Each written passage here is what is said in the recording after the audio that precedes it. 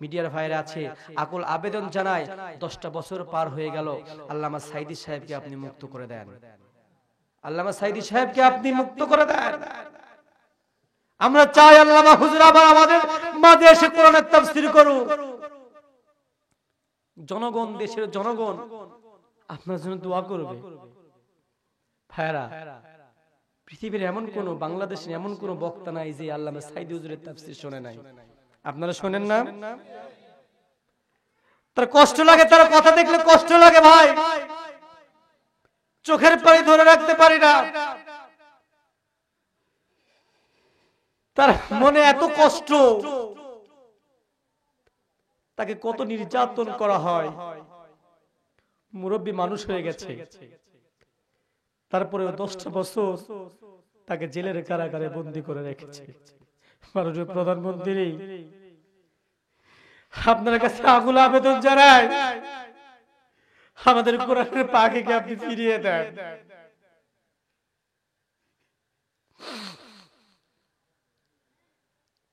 আমাদের কোরআনের পাখি এসে আমাদের মধ্যে তাফসীর করুক, সকলে বলেন আমিন। তার সর্বশেষ ইচ্ছা, এবং তাকে নিয়ে আজকে পৃথিবীর কিছু মানুষও ব্যঙ্গ করতেছে। আরে, যারা হাতে হাত রেখে কত মানুষ না জানি মুসলমান হয়েছে, তাকে নিয়ে আজকে তোমরা ব্যঙ্গ করতেছো। হে আল্লাহ, তুমি সাক্ষী থাকো, তুমি আমাদের হুজুরকে আমাদের মাঝে ফিরায় দাও। কোটি জনতা,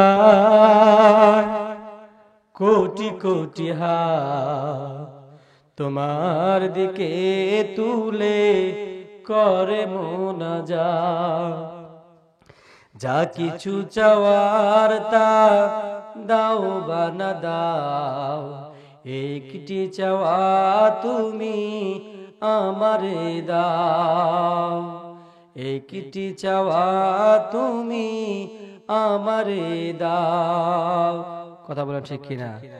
আল্লামা সাঈদীকে আমরা ফিরে পেতে চাই ইনশাআল্লাহ। ভাইরা আসেন, আর দীর্ঘায়ু করব না কথা। যে কথা বলছিলাম, ইমানদার সম্পর্কে কথা বলতেছিলাম। ইমান কাকে বলে? ইমানদার কারা? ইমানদার কারা হতে পারে?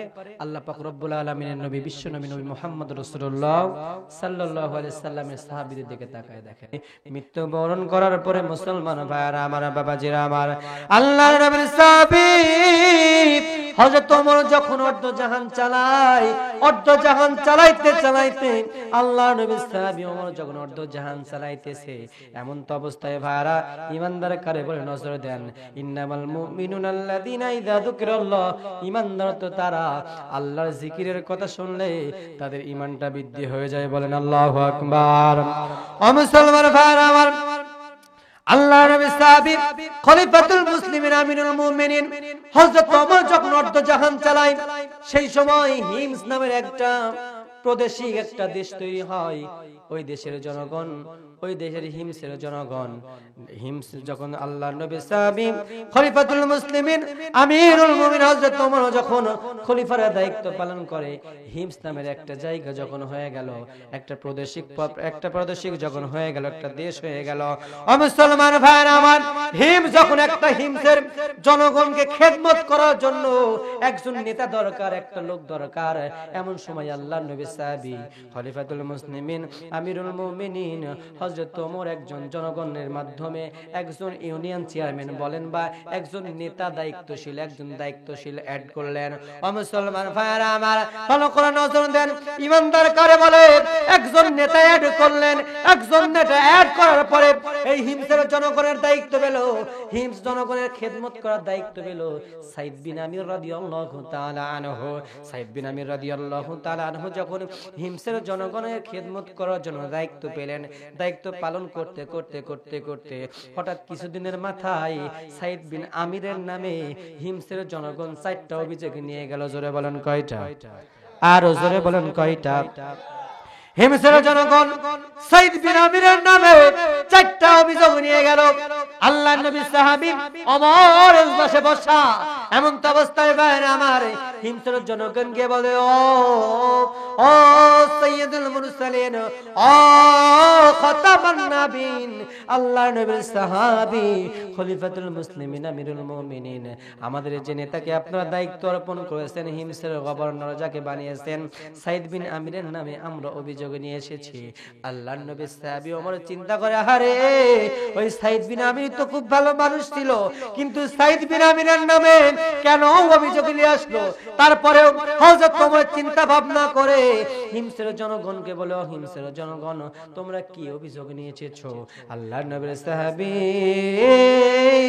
ওমর যখন এই কথা বলল, হিমসের জনগণ ডাক দিয়ে বলো, আমিরুল মুমিন হযরত ওমর, আমাদের নেতা সাইদ বিন আমিরের নামে 1 নাম্বার অভিযোগ হলো, আমাদের নেতা সাইদ বিন আমির প্রতিদিন অফিসে আসে, কিন্তু অফিসে আসার আগে সাইদ বিন আমির প্রতিদিন লেট করে অফিসে আসে।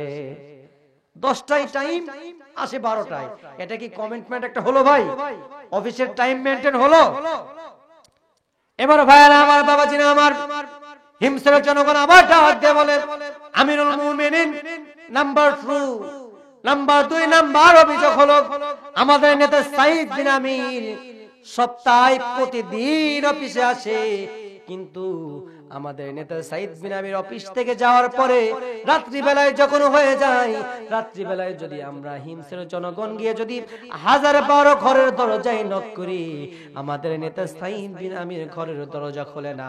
ও মুসলমান ভাইরা আমার, হিমসের জনগণ বলে, আমিরুল মুমিনিন 3 নাম্বার অভিযোগ হলো, আমাদের নেতা সাইদ বিন আমির সপ্তাহে 6টা দিন অফিসে আসে, একটা দিন অফিসে আসে না। খলিফাতুল মুসলিমিন আমিরুল মুমিনিন নাম্বার 4 নাম্বার অভিযোগ হলো, আমাদের নেতা সাইদ বিন আমির রাদিয়াল্লাহু তাআলা আনহু মাঝে মাঝে মিরকিরকের মতো অজ্ঞান হয়ে যায়, মাঝে মধ্যে অজ্ঞান হয়ে যায়। এই কারণটা কি আমরা জানি না। এই 4টা প্রশ্নের সুস্পষ্ট জবাব আমরা সাইদ বিন আমিরের কাছে হিমসের জনগণ পেতে চাই। বলেন আল্লাহু আকবার, আর জোরে বলেন আল্লাহু আকবার। ভাইরা আমার, বাবাজিরা আমার, হযরত ওমর চিন্তা করে দেখে, আরে সাইদ বিন আমির তো ভালো মানুষ, কিন্তু যখন হিমসের জনগণ এই অভিযোগগুলো নিয়ে এসেছে, আমি যদি সঠিক বিচার না করি আল্লাহর আদালতে দায়ী হয়ে যাব, আল্লাহ পাক রব্বুল আলামিনের কাছে আসামির কারাগারে দাঁড় করাবো। হিমসের জনগণ যখন এই অভিযোগ দিয়ে গেল সাইদ বিন আমিরের নামে, আমিরুল মুমিনিন হযরত ওমর একটা পত্র লিখলেন। পত্র লিখে বলে, ও সাইদ বিন আমির, আগামী শুক্রবার জুমার দিন বাদ জুমা তোমার নামে হিমসের জনগণ 4টা অভিযোগ নিয়ে এসেছে। এই 4টা অভিযোগের সুস্পষ্ট জবাব আমি পেতে চাই। হিমসের জনগণ জুমাবাদ সবাই যেন থেকে যায়। ও মুসলমান ভাইরা আমার, শুক্রবারের দিন জুমার নামাজ হয়ে গেল। হযরত ওমর তার ইজলাসে বসে আছে, মেম্বারে বসে আছে, সাইদ বিন আমির পাশেই দাঁড়িয়ে আছে, আসামির কারাগারে দাঁড়িয়ে আছে। ও দিনের কান লাগান মুসলমান ভাইরা, সাইদ বিন আমির রাদিয়াল্লাহু তাআলা আনহু আমিরুল মুমিনিন হযরত ওমর তার মেম্বারে বসে আছে। মেম্বারে বসে থেকে আল্লাহর নবী সাহাবী সাইদ বিন আমির ডাক দিয়ে বলল, নেতা আমিরুল মুমিনিন, আমার নামে যে 4টা অভিযোগ নিয়ে এসেছি, আপনি আমাকে প্রশ্ন করতে পারেন। আমিরুল মুমিন ডাক দিয়ে বলে, সাইদ বিন আমির রে, তোমার নামে 1 নাম্বার অভিযোগ হলো, তুমি নাকি সপ্তাহে প্রতিটা দিন অফিসে আসো, কিন্তু লেট করে আসো। ও সাইদ বিন আমির, এই 1 নাম্বারের কারণটা কি তোমরা একটু বলো। ও মুসলমান ভাইরা, সেই কারণটা কি আপনারা শুনবেন আজকে না আগামীকাল? সাইদ বিন আমির রাদিয়াল্লাহু তাআলা আনহু ডাক দিয়ে বলছে, আমিরুল মুমিনিন, হিমসের জনগণ যখন আমার নামে 1 নাম্বার অভিযোগ নিয়ে এসেছে, এই 1 নাম্বার অভিযোগের সুস্পষ্ট জবাব আমি সাইদ বিন আমির রেডি করে রেখেছি। বলেন সুবহানাল্লাহ। আল্লাহর নবী সাহাবী সাইদ বিন আমির ডাক দিয়ে বলে খলিফাতুল মুসলিমিন আমিরুল মুমিনিন, এক নাম্বার যে আমি প্রতিদিন কেন লেট করে আসি আপনি একটু শুনে নেন, জেনে নেন। ও মুসলমান ভাইরা আমার, সাইদ বিন আমির ডাক দিয়ে বলছে নবীর সাহাবী, আমি এই জন্য প্রতিদিন লেট করে আসি, আমার স্ত্রী কোন রেওয়ায়েতে পাওয়া যায় অন্ধ, কোন রেওয়ায়েতে পাওয়া যায় দুটো পা নাই। এমন সময় সাইদ বিন আমির ডাক দিয়ে বলে আমিরুল মুমিনিন, আমার স্ত্রীর শারীরিক গঠন ভালো না, আমার স্ত্রী ম্যাচুইড না, ও খলিফাতুল মুসলিমিন, অতএব আমার স্ত্রীর পা দুইটা নাই। আমিরুল মুমিনিন, আমার স্ত্রীকে রান্না বান্না করে খাওয়াইতে হয়, শুধু রান্না বান্না করে খাওয়াই না, আমার ছোট্ট দুইটা বাচ্চা আছে রে, এই ছোট্ট দুইটা বাচ্চাকে খাওয়ায় দাওয়ায়ে বাড়ির কাজকর্ম শেষ করতে করতে করতে প্রতিদিন অফিসে আসতে লেট হয়ে যায়। বলেন আল্লাহু আকবার। কত সুন্দর কথা। স্ত্রী চলতে পারে না, দেখবেন চলতে পারে না, তার রান্না বান্না কাপড় চুপড় ধোলাই করে আস্তে আস্তে আমার কি হয়ে যায়, লেট হয়ে যায়। আমাদের মধ্যে কি সেই খাসিলতটা আছে? স্ত্রীর কি কেউ কাইসে দিয়েছেন কোনদিন? ধুলাই করে দিয়েছেন? সামান্য যদি একটুটা লবণ কম হয়েছে, কি রান্না করিস রে, মুখে দেওয়া যায় না, কথা বলেন, ভালো করে রান্না শিখ, নাহলে তুই তালাক, তোর মাও তালাক, তোর বাপ তালাক, যে হুজুর বিয়ে পড়েছে হুজুরও তালাক, আছে না? আরে স্ত্রীকে দেখেন, মা বোনেরা তো খুব খুশি হয়ে যাচ্ছে, বলে হুজুর কি ওয়াজ ধরেছেন গো, আমার স্বামী তো আজ থেকে সাহায্য করবে রান্না বান্নার কাজে। ভাইরা, স্ত্রীকে রান্না বান্নার কাজে হেল্প করেন, আল্লাহ নবীর সুন্নাত। আল্লাহর নবী বিশ্ব নবী মুহাম্মদ রাসূলুল্লাহ সাল্লাল্লাহু আলাইহি সাল্লাম মাঝে মাঝে মাঝে মাঝে উম্মুল মুমিনিন মা আয়েশা রাদিয়াল্লাহু তাআলা আনহার হাতটা ধরে বলতো, আয়েশা তোমার সাথে নেওয়া একটা প্রতিযোগিতা হয়ে যাক। কই যে রাসূল কি প্রতিযোগিতা? কই যে ওই যে খেজুর গাছ দেখতেছো, ওই খেজুর গাছ পর্যন্ত দৌড়ায়, কে ফার্স্ট হয়। আপনারা কি এমন কেউ করছেন? তারপরে দিনের বেলায় করা যাবে না, রাত্রি বেলায় করতে হবে। আল্লাহর নবী মুহাম্মদ রাসূলুল্লাহ কাতারে দাঁড়িয়েছে, উম্মুল মুমিনিন আয়েশাও দাঁড়িয়েছে, আল্লাহর নবী দৌড় দেয়, আয়েশাও দৌড় দেয়, দৌড়াইতে দৌড়াইতে বিশ্বনবী একটু এগিয়ে যায়, পিছনে তাকায় দেখে আয়েশার মনটা মলিন হয়ে গেছে, আল্লাহর নবী একটু লো হয়ে গেছে, আস্তে দৌড়ায়, আস্তে দৌড়াইতে দৌড়াইতে এক সময় আয়েশা ফাস্ট হয়ে যায়। বলেন সুবহানাল্লাহ, আর জোরে বলেন সুবহানাল্লাহ। আয়েশাও খুশি, আল্লাহও খুশি, রাসূলও খুশি, কথা বলেন ঠিক কি না? আপনিও খুশি হবেন, আপনার বউ খুশি হবে, যা চাবেন তাই দিবি, বাপের বাড়ির জমিগুলো বিক্রি করে নিয়ে এসে আপনারে দিবি। আর যদি খালি দেন, বলে মিনসি রে মিনসি, আছে না ভাষা, ইফ ইউ ডোন্ট মাইন্ড নিবেন না, কইছে বাপের বাড়ির জমি তোরে দিব, তুই যে পরে আমাকে কি করব আমি জানি। ভাই, তাহলে আজ থেকে স্ত্রীর মারা জায়েজ নাই, এই কন্টাক্টে কি রাজি আছেন ভাই? মারবেন তো না ইনশাআল্লাহ? জোরে বলেন ইনশাআল্লাহ, মারবেন না তো? যারা কয় না দেখেন, ওরা তো অবশ্যই মারবে মনে হয়। স্ত্রীর মারবেন না তো ইনশাআল্লাহ? ওই যে দেখেন বাচ্চারা করছেন না, এই করছো নাকি তুমি? যাই মারবেন তো না ইনশাআল্লাহ, তাই না? ভাইরা আমার, বাবাজিরা আমার, সাইদ বিন আমির রাদিয়াল্লাহু তাআলা আনহু, সময় খুব অল্প, করতে হবে কোরআন হাদিস থেকে গল্প, এর মধ্যে মা বন্ধুর সম্পর্কে ওয়াজ করা দরকার, কারণ তারা এই দেশের সরকার ক্ষমতায় আসতেছে, বারবার পুরুষদের জ্বালায় পোড়ায় করতেছে সরকার। ভাইরা আমার, বাবাজিরা আমার, একটু মনোযোগ দেন। আল্লাহর নবী সাহাবী সাইদ বিন আমির রাদিয়াল্লাহু তাআলা আনহু এক নাম্বার প্রশ্নের অ্যানসার দিয়ে দিল। নাম্বার 2, নাম্বার 2 নাম্বার হলো, আল্লাহর নবী সাহাবী ওমর ইজলাসে বসে আছে, আল্লাহর নবী সাহাবী ওমর ডাক দিয়ে বলে, ও সাইদ বিন আমির, তোমার নামে 2 নাম্বার অভিযোগ হলো, আর কিছু নয়, তোমার নামে 2 নাম্বার অভিযোগ, তুমি নাকি রাত্রি বেলায় যখন অফিস আদালত ছেড়ে যখন বাসায় যাও, হিমসের জনগণ যখন রাত্রি বেলায় কোনো বিপদে পড়ে যখন তোমার বাড়ি যায়, তোমার বাড়ি যাওয়ার পরে যখন হিমসের জনগণ গোলা যখন তোমাকে ডাকাডাকি করে, তুমি ঘরের দরজা খোলো না, তার কারণটাকে সুস্পষ্ট জবাব দিয়ে দাও। আল্লাহর নবী সাহাবী সাইদ বিন আমির ডাক দিয়ে বলেন, খলিফাতুল মুসলিমিন, আমিরুল মুমিনিন, কারণ রাসূল বলেছেন সে প্রথম রাতের প্রথম ভাগটা তোমরা রাতটা তিনটা দুইটা ভাগে ভাগ করো, প্রথম ভাগটা ঘুমের মাঝে কাটাও, দ্বিতীয় ভাগটা নামাজের মাঝে কাটাও। ওগো নবীর সাহাবী আমিরুল মুমিনিন, আমি এই রাতটাতে বাড়ি গিয়ে তাড়াতাড়ি করে সালাতুল ইশার নামাজ আদায় করে তাড়াতাড়ি করে ঘুমিয়ে যাই, আর রাত্রি বেলায় তাহাজ্জুদের সময় হলে আমার আল্লাহর সান্নিধ্য পাওয়ার জন্য আমি নামাজে দাঁড়িয়ে যাই। জোরে বলেন সুবহানাল্লাহ। আরে আমার বাবাজিরা, আমার খলিফাতুল মুসলিমিন আমিরুল মুমিনিন আর কোনো কথা বলে না। হযরত ওমরের চোখের কোনা বেয়ে বেয়ে কেন যেন পানিগুলা মনে হয় ঝরে পড়তেছে। নাম্বার 3, নাম্বার 3 নাম্বার হলো আল্লাহর নবী সাহাবী ওমর ডাক দিয়ে বলে, সাইদ বিন আমির, তোমার নামে 3 নাম্বার অভিযোগ হলো। ও সাইদ বিন আমির, তুমি শুনে নাও, জেনে নাও, তুমি যে সপ্তাহে 6টা দিন অফিসে আসো, আর একটা দিন অফিসে কেন আসো না একটু বলো। আল্লাহর নবী সাহাবী সাইদ বিন আমির ডাক দিয়ে বলে, খলিফাতুল মুসলিমিন, ওগো আমিরুল মুমিনিন, এই যে দেখতেছেন আমার গায়ের জুব্বাটা, এই জুব্বাটায় আমার মাত্র একটাই জুব্বা, এই জুব্বাটা দিয়ে জুমার দিন খুতবা দিতে হয়, জুমার দিন জনগণের হিমসের জনগণের সামনে কোরআনের কথা বলতে হয়, কোরআনের হাদিসের দার্সগুলো করতে হয়। ওগো খলিফাতুল মুসলিমিন আমিরুল মুমিনিন, এই জুব্বাটা প্রতিদিন শুক্রবারের দিন আমি কেচে দি, ধুলাই করে দিই, আমার এটা শুকাইতে শুকাইতে লেট হয়ে যায়, ভিজা ভিজা থেকে যায়, এই নিয়ে আমি জুমার খুতবা দিই। ওগো খলিফাতুল মুসলিমিন, এই জন্য আমি সপ্তাহের মধ্যে 6টা দিন ডিউটি করি, আর একটা দিন ডিউটি করি না। বলেন আল্লাহু আকবার। তাহলে কয়টা প্রশ্নের অ্যানসার পেলেন? জোরে বলেন।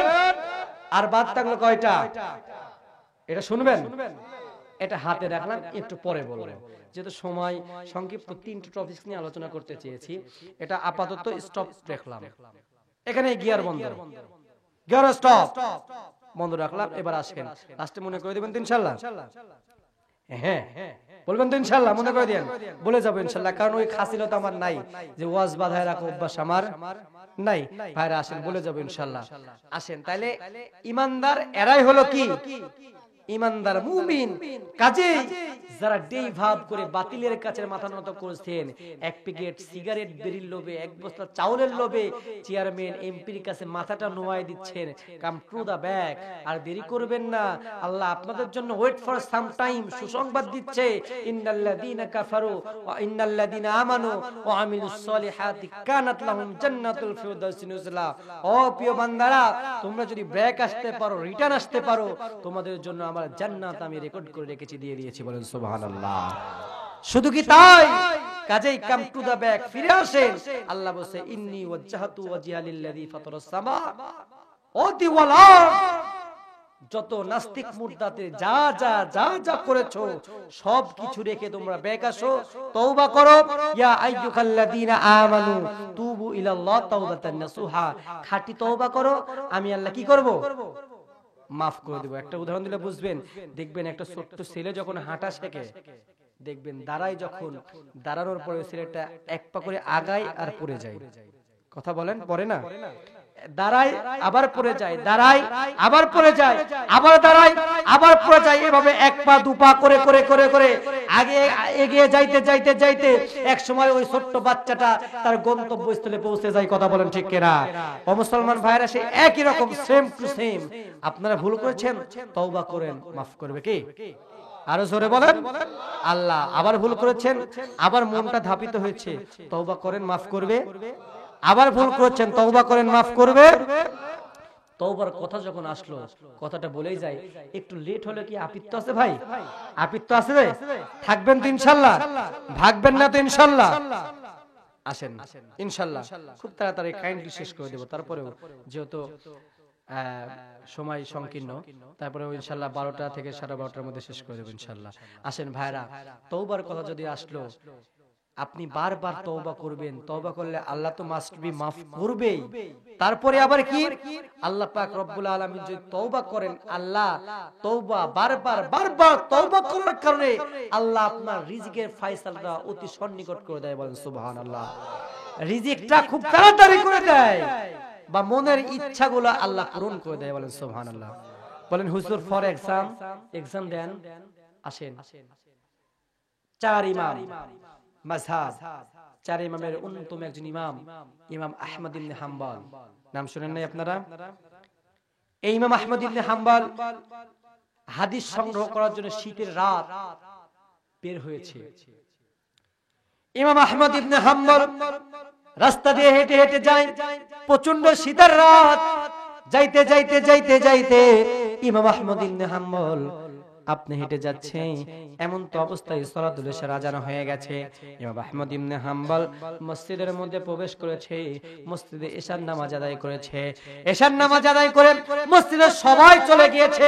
সবাই যাওয়ার পরে ও দ্বীনি ভাইরা নজর দেন, তওবা করবেন, মাফ করবে আল্লাহ, আবার তওবা করবেন, রিজিকের ফয়সালা আল্লাহ অতি সন্নিকট করে দেয়, তাড়াতাড়ি করে দেয়। আল্লাহ পাক রব্বুল আলামিনের ওই গোলাম বান্দা ইমাম আহমদ ইবনে হাম্বল ইশার নামাজ আদায় করে মসজিদে সমস্ত লোকজন চলে গেছে, মুসল্লিগুলা চলে গেছে, কিন্তু ইমাম আহমদ ইবনে হাম্বল শীতের রাত, মুসাফির মানুষ, কোথায় যাবে, যাওয়ার কোনো জায়গা নাই, কোথায় যাবে, কোন পথে যাবে।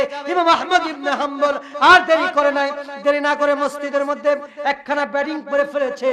বেডিং পরে যখন শুইতে যাবে, মসজিদের খাদেম ডাক দিয়ে বলে, পথিক ও মুসাফির ভাই, আপনি কে গো? আপনাকে তো আমি চিনি না, কারণ এই মসজিদের মধ্যে থাকা যাবে না, কারণ মসজিদটা হলো আল্লাহর ঘর, মসজিদের মধ্যে থাকা যাবে না, মসজিদ থেকে বের হয়ে যান। ইমাম আহমদ ইবনে হাম্বল ডাক দিয়ে বলে, ও মসজিদের খাদেম ভাই, আমি মুসাফির মানুষ, আমার কোথাও যাওয়ার জায়গা নাই, কোথায় যাব, কোথায় যাব, কি করব, আজকে রাতটা আপনি মসজিদের মধ্যে থাকতে দেন। ইমাম আহমদ ইবনে হাম্বল যখন এই কথা বলল, মসজিদের খাদেম বলল, না না, নো নেভার, ইম্পসিবল, কখনোই সম্ভব না, মসজিদটা আল্লাহর ঘর, মসজিদে থাকতে দেওয়া যাবে না। ইমাম আহমদ ইবনে হাম্বল দার্শনিক মানুষ, শিক্ষিত মানুষ, হায়ার এডুকেশন পারসন মানুষ, কোনো কথা না বলে, তর্ক না করে চলে আসলো। দেখবেন যারা শিক্ষিত মানুষ কথা কম বলে, বলে না? আজ তারা ওই যে ওই তুই আমার চিনিস, আমি তো হাম, আছে না এমন মানুষ, কয় আমি হাম, কে দিছে তোরে এত বড় পাম, কিয়ামতে যাস দেখবো কার কত দাম। কথা বলেন। ওই মার্কা মুসল্লি, ওই মার্কার নেতা, ওই মার্কা কি, ওই মার্কা জনগণ, বুঝলেন ভাইরা? এমন সময় দার্শনিক মানুষ, শিক্ষিত মানুষ কোনো অ্যানসার না দিয়ে মসজিদ থেকে বের হয়ে চলে যাচ্ছে। মসজিদ থেকে বের হয়ে যাইতে যাইতে ইমাম আহমদ ইবনে হাম্বল রাস্তা দিয়ে হেঁটে যাচ্ছে, যাইতে যাইতে যাইতে একটু দূরে তাকিয়ে দেখে কিসের যেন একটা আলো জ্বলতেছে, বাতি জ্বলতেছে। ও মুসলমান ভাইরা আমার, কিসের বাতি দেখা যায়, কি বাতি দেখা যায়? একটু দিলের কানটা লাগান। আল্লাহ পাক রব্বুল আলামিনের গোলাম বান্দা ইমাম আহমদ ইবনে হাম্বল দেখতেছে একটা আলো জ্বলতেছে, বাতি জ্বলতেছে, আগুন জ্বলতেছে। ওই জায়গায় আস্তে এক পা দু পা করে ওই জায়গায় চলে গেছে। না যাইতে গিয়ে দেখে ইমাম আহমদ ইবনে হাম্বল লক্ষ্য করে তাকায় দেখে একজন যুবক একটা চুলা জ্বালায় নিয়ে ওই চুলার উপরে রুটি ছাকতেছে। বলেন আল্লাহু আকবার। কি বলেন, চুলা বলেন না কি বলেন আপনারা? ওই যুবক একটা চুলা নিয়ে চুলার উপরে একটা তাওয়া দেয়। কি দিয়েছে? তাওয়া। তাওয়া বলেন না খোলা বলেন? দুইটাই বলেন। তাওয়া দিয়েছে। তাওয়া দিয়ে ইমাম আহমদ ইবনে হাম্বল লক্ষ্য করে দেখছে যুবক আগুনের উপরে একটা তাওয়া দিয়েছে। তাওয়া দিয়ে আটাগুলা ছানা করতেছে, মাখাইতেছে। কি বলেন? মাখানো না? আটাগুলা মাখাইতেছে। যখন আটাগুলা মাখায় ওই যুবক তাও বলে আস্তাগফিরুল্লাহ। কি বলে? আস্তাগফিরুল্লাহ। ওই যুবকটা যখন ওই যে আপনার বল বানাইতেছে, বল বোঝেন না, বল বানাইতেছে, তাও বলে আস্তাগফিরুল্লাহ। ওই যুবকটা যখন বেলুন দিয়ে আপনার গোল করতেছে, তাও বলে। ইমাম আহমদ ইবনে হাম্বল লক্ষ্য করে দেখে যুবক যখন রুটিটা বানানোর জন্য বল বানাইতেছে, তাও বলে আস্তাগফিরুল্লাহ। আটাগুলা যখন মাখাইতেছে, তাও বলে আস্তাগফিরুল্লাহ। বেলুনটা দিয়ে যখন চেলে দেয়, তাও বলে আস্তাগফিরুল্লাহ। ইমাম আহমদ ইবনে হাম্বলের মনে চিন্তা হয়ে গেল, আহারে ওই যুবক কেন বারবার বারবার আস্তাগফিরুল্লাহ বলে? কারণটা কি?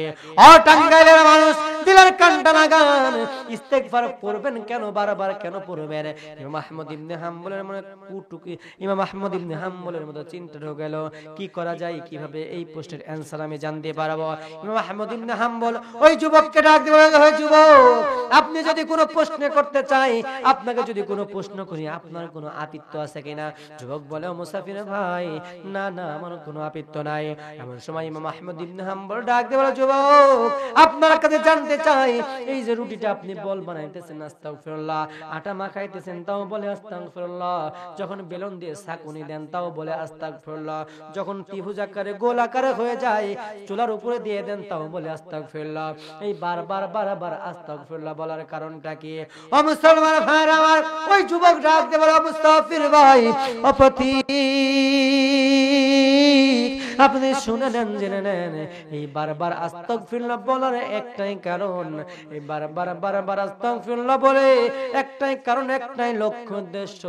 এই বারবার আস্তাগফিরুল্লাহ আমি এই জন্য বলি, আল্লাহ পাক রব্বুল আলামিন এই আস্তাগফিরুল্লাহ বলার কারণে আল্লাহ রব্বুল আলামিন আমার মনের সব আশাগুলো পূরণ করেছে। বলেন সুবহানাল্লাহ, আর জোরে বলেন সুবহানাল্লাহ। অপথিক আপনি শুনে নেন, জেনে নেন, আল্লাহ সব আশাগুলা পূরণ করেছে, মাত্র একটা আশা পূরণ করে নাই। ইমাম আহমদ ইবনে হাম্বল ডাক দিয়ে বলে, ও যুবক, সেই আশাটা কি জানতে পারি, একটু বলো। এমন সময় যুবক ডাক দিয়ে বলে, অপথিক সেই আশাটা আর কোনো আশা নাই, আশাটা হলো ওই আশা, আশাটা হলো ওই আশা, এই জামানার বিজ্ঞ আলেম বড় ইমাম ইমাম আহমদ ইবনে হাম্বলের কপালে আমি একটা চুমা দিতে চাই। বলেন তো ভাই, ইমাম আহমদ ইবনে হাম্বল কোথায়? সামনে বসে আছে। ইমাম আহমদ ইবনে হাম্বল ডাক দিয়ে বলে, যুবক, আল্লাহ মনে হয় তোমার এই দোয়াটাও মঞ্জুর করে নিয়েছে। এমন সময় যুবক বলছে, হুজুর বুঝলাম না, মা মুশকিল, একটু বোঝায় বলেন। এমন সময় বলছে, যুবক, ইমাম আহমদ ইবনে হাম্বলকে তোমার খোঁজার দরকার নাই, ইমাম আহমদ ইবনে হাম্বল তোমার সামনে এসে হাজির হয়েছে। জোরে বলুন সুবহানাল্লাহ। কিসের রুটি থাকা? আল্লাহু আকবার বলে, আল্লাহু আকবার, লিল্লাহি তাকবীর, আল্লাহু আকবার বলে রুটি থাকা বাদ দিয়ে ইমাম আহমদ ইবনে হাম্বলের কপালে গিয়ে চুম্বন করেছে। বলেন সুবহানাল্লাহ, আর জোরে বলুন সুবহানাল্লাহ। তাইলে ভাইরা আমার, আমরা বারবার ইস্তেগফার করতে রাজি আছি তো ইনশাআল্লাহ? আসেন ভাইরা, যে কথা বলছিলাম, এক নাম্বার ঈমান সম্পর্কে কথা চলে গেছে। আল্লাহ নবী, বিশ্ব নবী নবী মুহাম্মদ রাসূলুল্লাহ সাল্লাল্লাহু আলাইহি সাল্লামকে জিজ্ঞাসা করা হলো, হুজুর, ঈমানদার কাদেরকে বলা হয়? আল্লাহ নবী বিশ্ব নবী বলেছে, লা ইউমিনু আহাদুকুম হাত্তা কুনা হাব্বা ইলাই মিন ওয়ালাদিহি ওয়ালাদিহি ওয়ান নাসি আজমাইন। আল্লাহ নবী বলছে, ততক্ষণ পর্যন্ত তোমরা মুমিন হবে না, ঈমানদার হবে না, মুত্তাকি হবে না, যতক্ষণ না পর্যন্ত তোমাদের ছেলে মেয়ে বিবি বাল বাচ্চার চাইতে আমি রাসূলকে বেশি ভালো না বাসবা। সুবহানাল্লাহ বলেন। সম্মানিত ভাইরা, ঈমানদার সম্পর্কে কথা শেষ। এবার আসেন হিজরত। হিজরত কাকে বলে? হিজরত অর্থ কি ভালো করে বুঝেন। হিজরত বলা হয়, আপনার বাড়ি টাঙ্গাইলে, আপনি ইসলামী আন্দোলন করেন। কি করেন? ইসলামী আন্দোলন করেন, কোরআনী আন্দোলন করেন। এই ইসলামী আন্দোলন করার কারণে, কোরআনী আন্দোলন করার কারণে বাতিল শক্তি, বোঝেন আপনারা, বাতিল শক্তি যারা আছে, এই বাতিল শক্তি আপনাকে আঘাত হানবে, আপনার উপরে কি করবে? আঘাত হানবে। কেমন আঘাত? আপনি কোরআনী আন্দোলন করার কারণে নাম্বার 1, আপনাকে বাড়িঘর ছাড়তে হবে। নাম্বার 2, আপনাকে জেলের কাছে যাইতে হবে। নাম্বার 3, আপনার জান মালের ক্ষতি হবে। কথা বলেন ঠিক কিনা? এমনকি আপনাকে শাহাদাত বরণ করতে হতে পারে। আপনি এই বাতিলের আঘাত থেকে বাঁচার জন্য হিজরত করে টাঙ্গাইল থেকে যেমন করে নাটোরে চলে গেছেন। এটাকে কি বলা হয়? জোরে বলেন। কি আর বুঝতে পারছেন কি ভাই? আমি কি বুঝাতে পারলাম আপনাদের? হিজরত বলা হয়। যেমন হিজরত করেছে মুসা কালিমুল্লাহ। যখন মুসা কালিমুল্লাহ লা ইলাহা ইল্লাল্লাহ মুসা কালিমুল্লাহর দাওয়াত দিতে শুরু করলো, তখন ফেরাউন আর হামান টাক চিন্তা করলো, এই কালেমার দাওয়াত যদি বন্ধ না করতে পারি, তাইলে তো আমাদের বিন বাজানো যাবে না, তাইলে তো আমাদের বড় বড় বোতল খাওয়া যাবে। মুসলমান ভাইরা, যখন মুসা আলাইহিস সালাম সঠিক দিনের দাওয়াত দিতে শুরু করলো, ফেরাউন আর হামান তাক চিন্তা করলো একে কিভাবে ডিমোশন করা যায়, একে কিভাবে লো পারসন বানানো যায়, লো ম্যান বানানো যায়। মুসলমান ভাইরা আমার, তদানীন্তন সময় আল্লাহ পাক রব্বুল আলামিনের পয়গম্বর মুসা কালিমুল্লাহ নামে 3টা অভিযোগ নিয়ে আসলো। জোরে বলেন কয়টা? 3টা অভিযোগ নিয়ে আসলো। 1 নাম্বার অভিযোগ হলো, ওই সময় মুসার নামে অভিযোগ হলো, মুসার নামে অভিযোগ দিল হচ্ছে এক শিরার রোগ মুসার আছে। সারা বোঝেন বুঝে নেন। হলো বললো এক শিরা। নাম্বার 2 হলো জেনাকারের অপবাদ দিল। কিসের অপবাদ? জেনাকারের অপবাদ দিল। নাম্বার 3 নাম্বার হলো আর কোন অভিযোগ নয়, নাম্বার 3 নাম্বার অভিযোগ দিল এই মুসা কালিমুল্লাহ মানুষ হত্যা করেছে। ও মুসলমান ভাইরা আমার, এই 3টা কথা আমি আপনাদের সামনে উপস্থাপন করতে চাই। কথায় কথা আসে, সব হাদিস সব জায়গায় বলা উচিত না, তারপরেও কথায় আসলো। যখন ফেরাউন আর হামানটা মুসার নামে এক শিরা রোগের অভিযোগ দিল, এক শিরা অসুখের কথা বলল, জাতির সামনে আল্লাহ কিভাবে উন্মোচন করবেন লক্ষ্য করেন। মুসা কালিমুল্লাহ যখন দিনের দাওয়াত দেয়, এক শিরা রোগের অভিযোগ দিল। অভিযোগটা কেমন মুসলমান ভাইরা বলেন তো দেখি, এক শিরা রোগ কি ভালো রোগ নাকি? যারা বোঝেন তারা বোঝেন। এক শিরা রোগ ভালো না, সে সময় একটা ব্যঙ্গ রোগ, সে সময় একটা খুব খারাপ একটা রোগ ছিল। এই এক শিরা রোগের অভিযোগ দিল। মুসা আলাইহিস সালাম কি করবে? আল্লাহর কাছে ধন্য দিল, আল্লাহ আমার নামে এক শিরা রোগের অভিযোগ দিয়েছে, আমি তোর মানুষ সমাজে মুখ দেখাইতে পারি না, আমি কি করব আল্লাহ? আল্লাহ বলল, মুসা রে টেনশন করিস না রে, তোর কোনো মাথা ব্যথা নাই। যারা তোর নামে অভিযোগ দিয়েছে এরাই আবার তোর অভিযোগ উত্তোলন করে নেবে। বলেন আল্লাহু আকবার। একদিন মুসা আলাইহিস সালাম নদীর পাড়ে গোসল করতেছে। কেমন উন্মোচন বোঝেন। সব হাদিস সব জায়গায় বলা উচিত না, কিন্তু বাপ বয়সী লোক আছে, না বলেও পারতেছি না, যেহেতু কথায় কথা আসে। মুসা আলাইহিস সালাম গোসল করবেন, নদীর ধারে গোসল করতেছে। এমন তো অবস্থায় তদানীন্তন সময় সবাই উলঙ্গ হয়ে গোসল করত, সবাই উলঙ্গ হয়ে গোসল করত। নদীর ধারে দিয়ে যাচ্ছে আল্লাহর পয়গম্বর মুসা কালিমুল্লাহকে আল্লাহ বলছে, মুসা দাঁড়াও। মুসা আলাইহিস সালাম দাঁড়িয়ে গেল। দাঁড়ানোর পরে মুসা আলাইহিস সালাম দাঁড়ানোর পরে আল্লাহ বলছে, মুসা গোসল করো নদীতে। মুসা আলাইহিস সালাম বলছে, আল্লাহ আমার কাছে তো কোনো ড্রেস নাই, রাবল ড্রেস নাই, আমি কি দিয়ে গোসল করব?